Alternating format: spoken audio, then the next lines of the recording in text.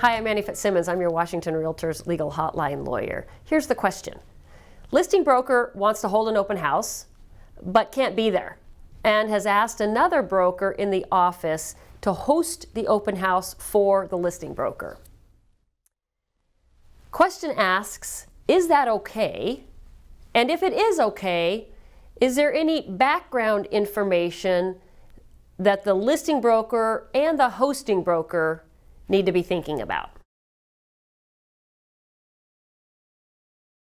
The answer to the question is yes, this is okay, so long as you take care of the background information that is, in fact, very important. Very first question these brokers need to think about is, who does the hosting broker represent? The hosting broker is licensed to the same firm as listing broker, but the hosting broker is not the listing broker, meaning that the designated broker for the listing firm has not appointed the hosting broker as the agent for the seller. Because after all, that's who the listing broker is. The listing is a contract between the seller and the listing firm, and the designated broker for the listing firm appoints the listing broker as the agent for the seller. So in our scenario, the broker who's going to be hosting the open house has not been appointed by the designated broker as the agent for the seller. According to the agency law, the hosting broker is therefore not the seller's agent and does not represent the seller. Well, if the hosting broker doesn't represent the seller and they're sitting at the seller's open house, then who does the hosting broker represent?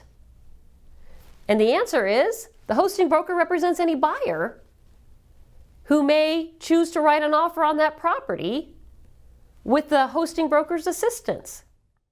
So we have a scenario where seller allows a broker into seller's home to host an open house, and the broker who's hosting the open house represents a buyer who the hosting broker may not even yet know. It's absolutely critical that the listing broker explain this background information to the seller and obtain seller's written permission to have the non-listing broker host the open house. Now, chances are seller's not going to have a problem with this. Most sellers are happy to have the exposure for their home that an open house hopefully brings. And frankly, the seller wants the house sold and doesn't care who the broker is that's hosting the open house. It's still critical for the purposes of the firm's transaction file that you have the seller's written consent to this non-seller agent hosting an open house. If you want this broker to host an open house at your listing and seller says, no way, I don't want a non-agent hosting an open house in my home, then the only solution is for the designated broker to make an appointment of agency for this host broker, making the host broker also an agent of seller. That gets more complicated for a variety of reasons, but that might be the solution that's required if the seller doesn't want a non-agent hosting an open house. So the next question is, how does the non-listing agent, buyer's broker, fulfill the role of open house host? First, this non-listing broker, buyer's broker, doesn't know seller's confidential information, at least they better not. And so the information that the non-listing broker is going to be able to share with any potential buyers is going to be information that's publicly available anyhow.